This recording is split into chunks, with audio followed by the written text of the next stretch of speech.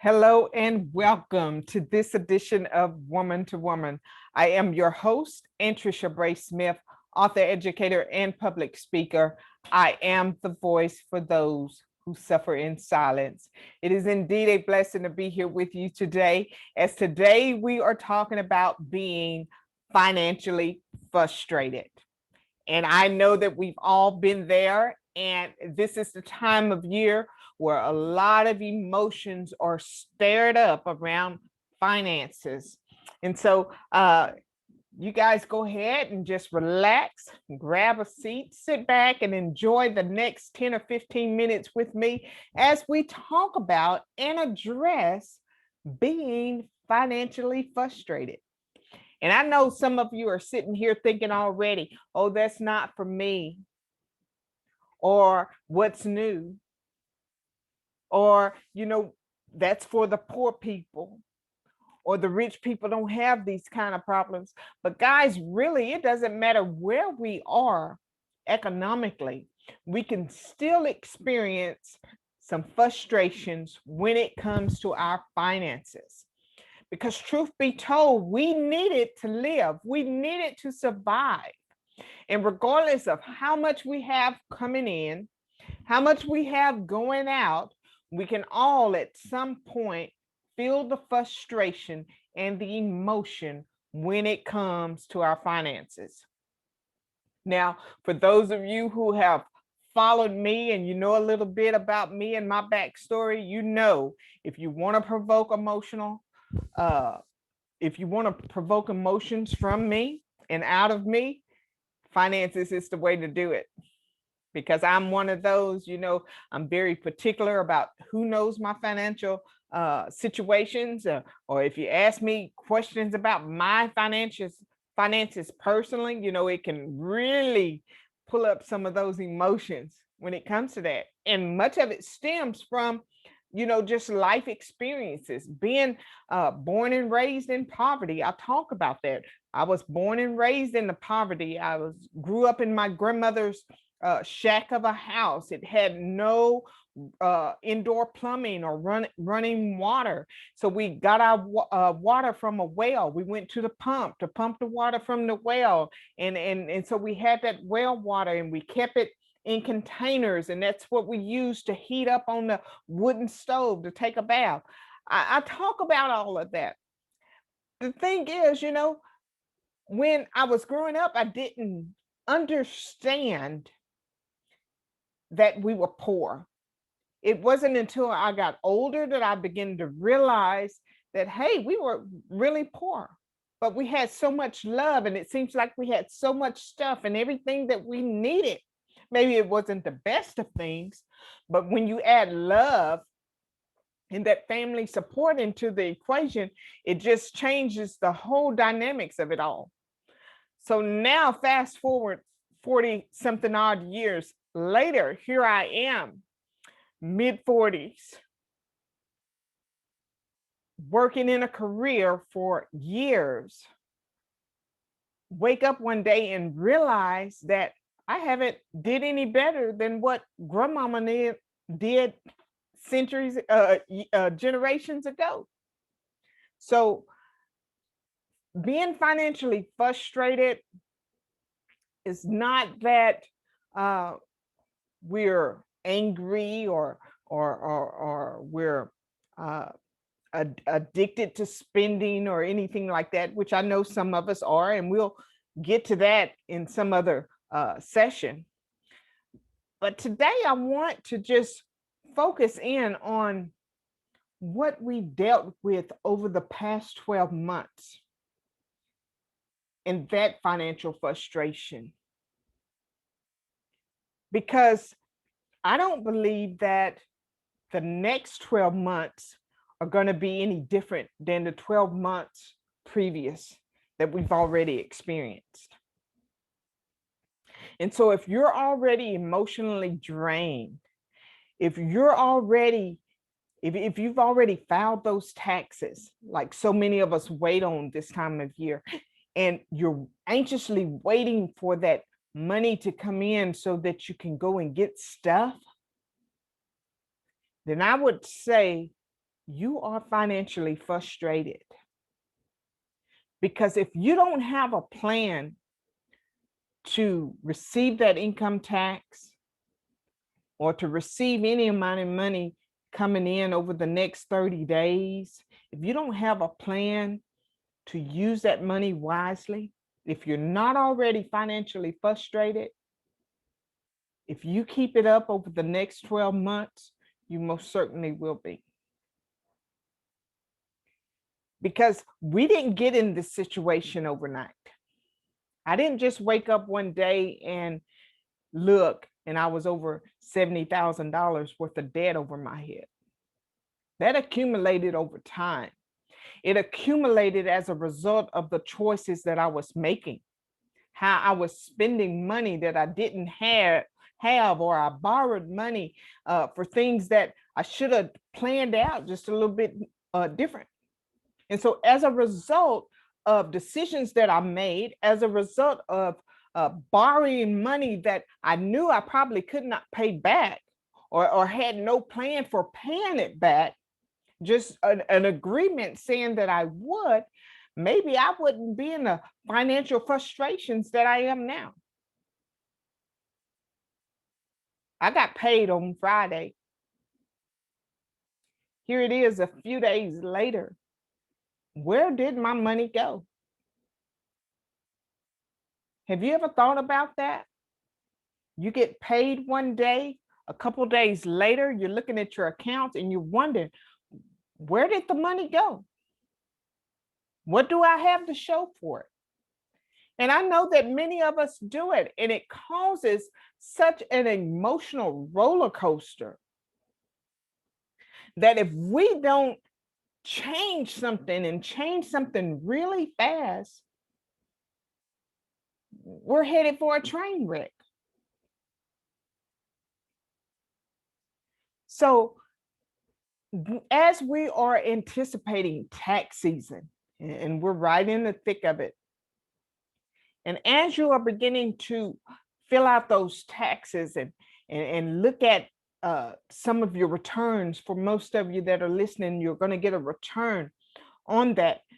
If you don't have a plan laid out for where you're going to spend that money, or what you're going to do with that money, or where you're going to plant that money, chances are you're going to repeat the cycle in the next 12 months that you have this past 12 months. Chances are that it won't be but a day or two later for you're going to go out and exhaust all those funds, and you're going to be wondering, what did I do? Where did it go? What do I have to show for it? So I come today and I'm talking about being financially frustrated, and you're not alone. Been there, done that. Even though I have spent the past 12 months, 13 months, 14 months with a newer, healthier spending habits and behaviors when it comes to my finances, I still struggle in some areas. Sometimes when I know I have to go to the store for one or two things, once I get in the store, I'm picking up 5 or 6 more things. So I still struggle. I still have some discipline that I need to do. So being financially frustrated, it's not about being broke. It's not about not having any money put up anywhere. It's about the little things and being intentional and being held accountable for everything we do when it relates to our finances. So we're not left with those questions. What did I do with all my money? Where did it go? What did I spend it on? What do I have to show for it? Let me encourage you, if you are expecting any kind of money, whether it's the money on your job, whether it's your income tax, whether it's some income you're making from selling your products online, whatever that looks like, if you have any amount of money come in, put it on a piece of paper and look at it.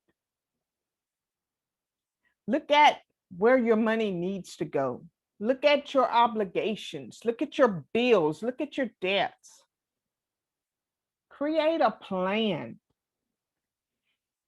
I found that as I begin to get a little more intentional and learn about my money and look at it, and instead of me just having my money going out 10 different directions and begin to tell my money where it's going, I find that I'm a little more disciplined and a little more focused and a little less frustrated financially, because I can actually see.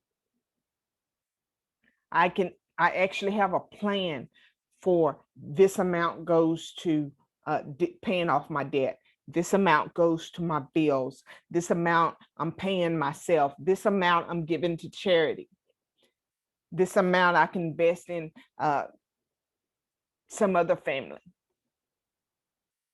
So it's about being intentional. It's about creating a plan. And you can do that no matter what amount of money you have. It's not about the amounts.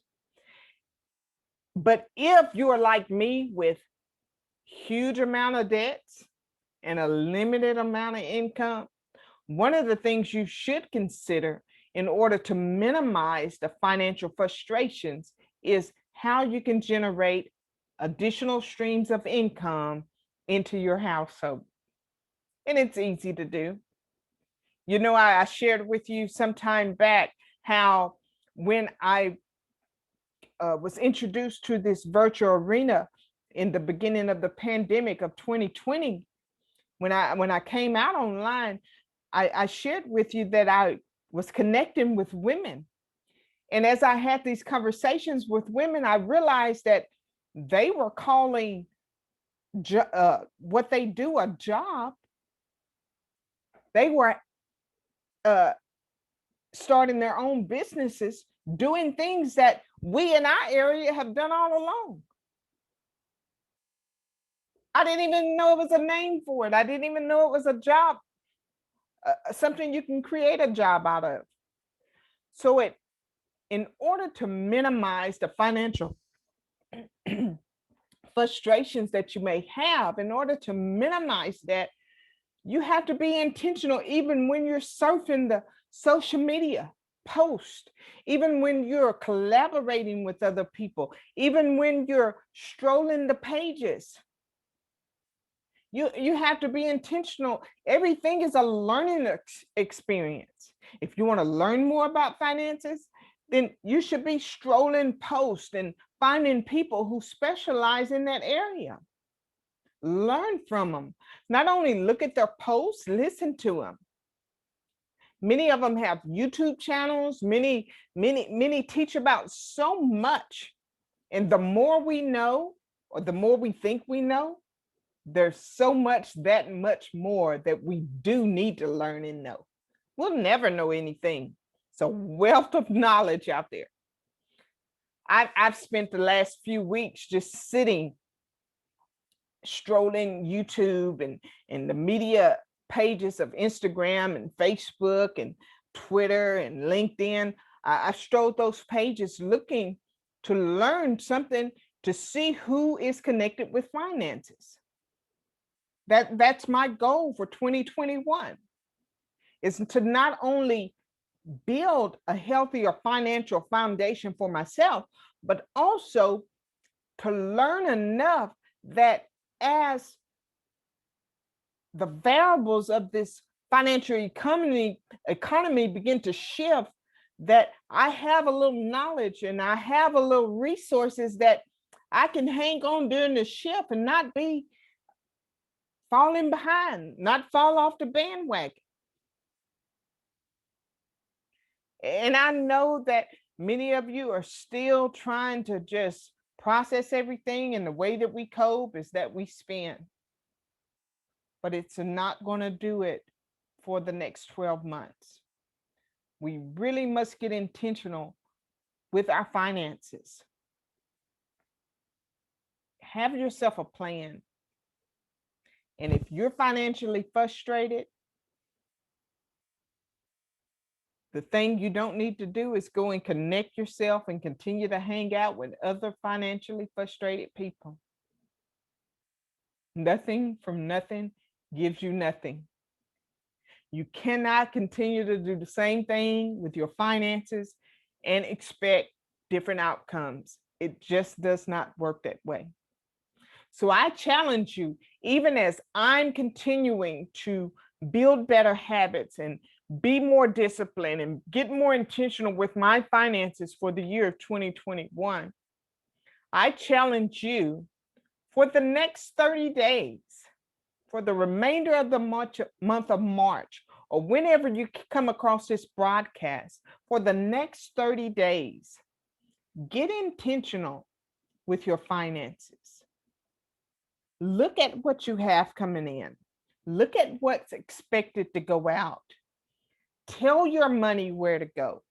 Have a debt repayment plan set into what it is that you have.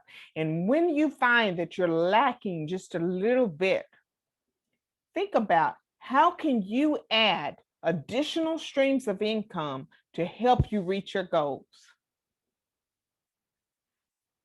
I appreciate you guys joining me today, and I hope that you accept the challenge. Until next time, for another edition of Woman to Woman, I am your host, Anntricia Bray Smith. I'll see you next time.